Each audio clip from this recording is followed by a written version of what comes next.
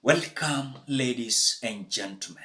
Thank you so much for your great support always. By supporting me in this video, just do me a favor, ensure you like the video. I will appreciate you so much for that like. Thank you so much, ladies and gentlemen. Now, Kenyans, this African Union Commission race of Raila Amolo Odinga, kinaumana. Reason being, we are being told that bigger percentage of African countries are now ganging up against Raila Odinga because the president of the Republic of Kenya is presenting Raila Amolo Odinga not for technocratic purposes, but to solve internal political issues. And so they are claiming that Raila Odinga does not have technocratic purposes, and they are preferring the Djibouti candidate. And so William Ruto, to give them Raila Odinga as preferred candidate to solve his internal political issues in Kenya. These countries are ganging against William Ruto, as they are claiming that they are going to support Djibouti candidate because they are feeling like Raila Odinga is not going just there because of technocratic purposes, but the issues of internal political affairs of the Republic of Kenya. Well, the chairperson of the commission does not represent Kenya.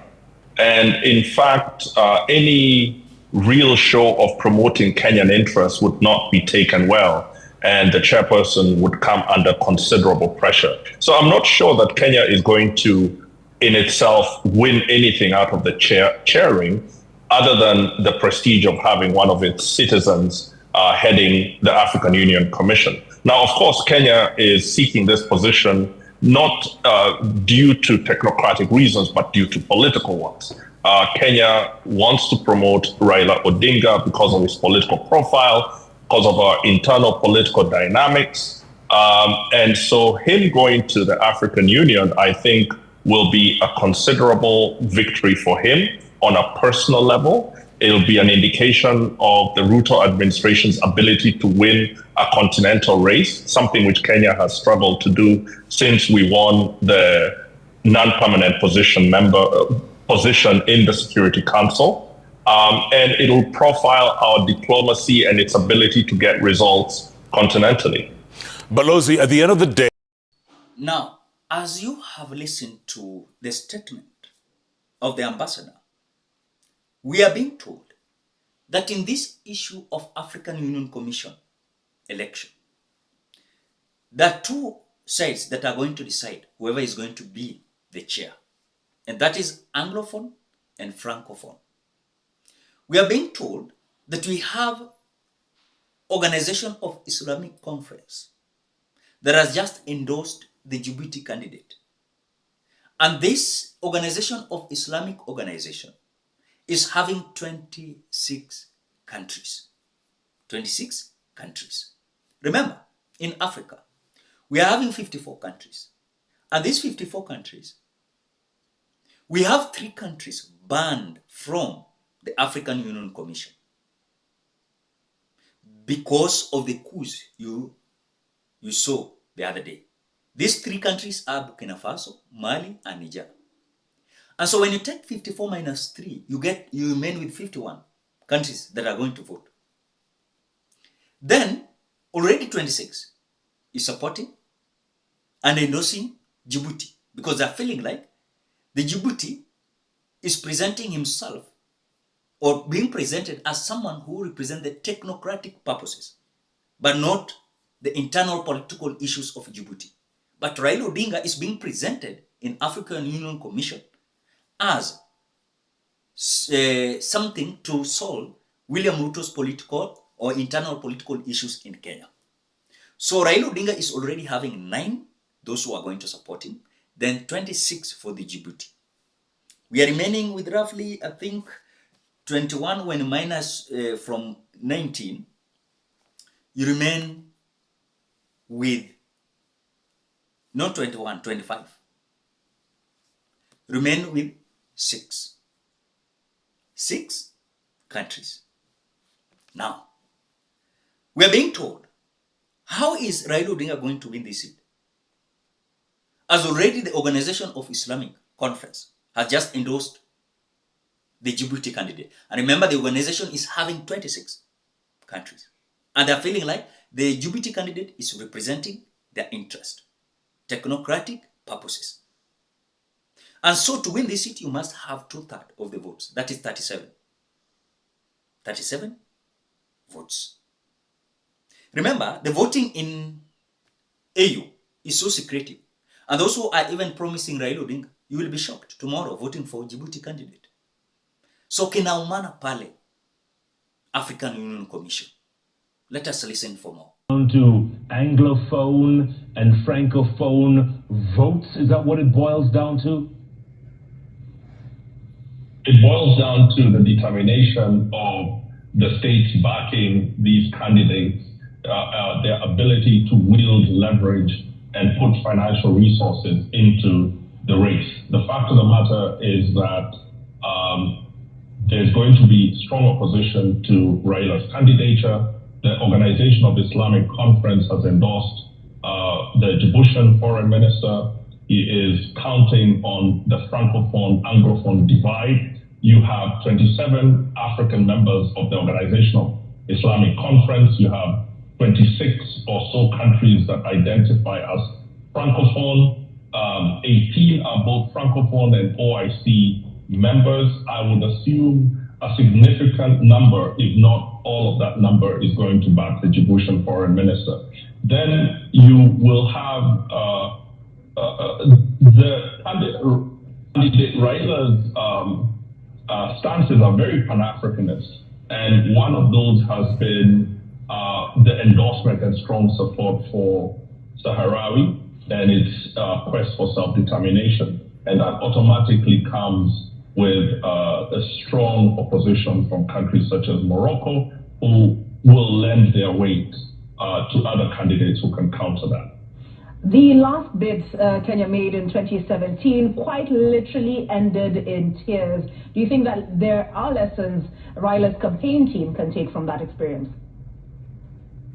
Well, first, I wish Honorable Raila all the very best. I think he is such a strong candidate. But what a job to look out to go and get. This is a brutal job, unlike any other job he has probably ever done before. Also, unlike any other job any of the other candidates has ever done before. You have countries that have had unconstitutional changes of government across the Sahel, from Guinea, from the west of Africa to the east of Africa and Sudan is a coup belt. You have terrorist groups, you have possible war between Egypt and Ethiopia over the Nile. You have insurgencies in the DRC, in Mozambique. And in each one of these conflicts, the commission chairperson is going to have to provide some level of technical and political leadership. It will be exhausting. And the question is whether Kenya is going to support this candidature, not just with the political support now, but by seconding experienced officers or experienced diplomats to the chairperson's office. This is what other countries have done, most notably South Africa during the time of Madam Zuma's chairing. So Kenya is going to need to invest considerable resources if they want Raila to be a winning chairperson. And of course, Raila is going to want to. Yeah. Sorry, but of course it helps if you can speak the language of the continent, right? The official language is French, English, Arabic, which, so Baba is kind of lacking in those, huh? Well, he may be lacking in French, but what he has is political fortitude. And a lot of the problems that are happening around Africa right now need a chairperson who has the strength to take the pressure and to chart the right course. And so Raila is many things, but he's not politically a person who shrinks before the task. He is ready to look eyeball to eyeball to the dozens of pretty tough characters who are perpetrating conflicts all over the continent. If he can bring to the job a straight spine and a real strength of principle, which I think he can, then he has the potential to be a standout African Union Commission chairperson. And it's true, he may not, be multilingual, such as the Djibouti candidate, but unlike the other three candidates, he has a political background. The rest, I think two of them are former foreign affairs ministers, and one, the Djibouti candidate, is serving. But can we trust those who have vocalized their support of Raila Odinga when the rubber meets the road? Because in 2017, there were murmurings that Uganda abandoned Kenya on that course. This is a secret ballot. In diplomacy, you can never trust an endorsement until the vote is given. In fact, many of those promising votes will probably vote differently because they're driven by very different interests, and some of them run counter to what they perceive to be Kenya's interest in this election. Make no mistake, Kenya has many friends, but Kenya also has rivals, and Kenya has charted a course of such diplomatic independence over the last few decades that we have sometimes stepped on toes that we may have been better served not to step on if we were not operating under our principles and our interests. So I would not trust those endorsements, nor would I really give a lot of trust to the flash and the noise of Kenyan campaigns. You will always observe Kenyan campaigns are the loudest campaigns in the African Union. Other countries, like the last time, did you hear anything from Chad? Did you hear anything about the Chadian candidate who later won? Not at all. This will not be won on the airwaves. It will not be won with press conferences. It will be won in the offices of ministers of foreign affairs and heads of state. And you're a veteran diplomat, Balozi. You've been there. You've been on the ground. You've seen what it's like. And when Olive talks about the candidature of Amina Mohammed, that was almost a given. Everybody almost knew, and you were around then. I mean, everyone almost knew she was gonna get that job, and last minute she didn't get it. What is that? What an incredibly Go on. Yeah, what an incredibly gifted diplomat Amina is. Amina is one of the people who I've worked for it's impossible to say no to her. So it would have been amazing for her to be the chairperson. She lost the race simply because money was put into the right hands at the right moment. Kenya did not do it, others did it. And how important is it to have a nation rally around a candidate? One of the concerns that has been raised about all four candidates is how well they can connect with Gen Z. Gen Z showed us how much they can shake things up with the protests in June. How much of an important factor is reaching out to that demographic? It is absolutely.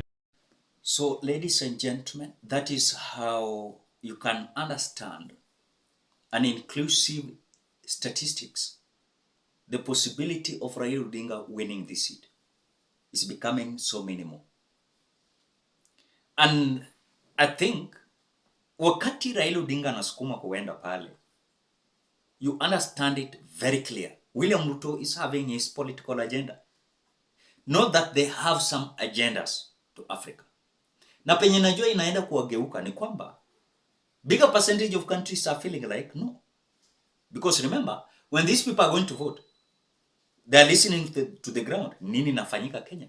They do understand it. Kwa nadhani hawajui ni wajinga. They do understand. And they will come to decide in terms of the issues Raila Odinga is addressing when he's going to get this. And some issues affecting Kenya. And so Raila Odinga is being pushed there because to solve the internal political issues in Kenya. But in terms of technocratic issues and purposes, we are being told these African countries are feeling like Raila Odinga does not represent that. So we are just waiting how things are going to be. Ladies and gentlemen, what do you think? Drop your opinion at the comment section below. Otherwise, thank you so much because of your great support. Please consider subscribing, liking, commenting, and sharing this video. Bye-bye till we meet in another video.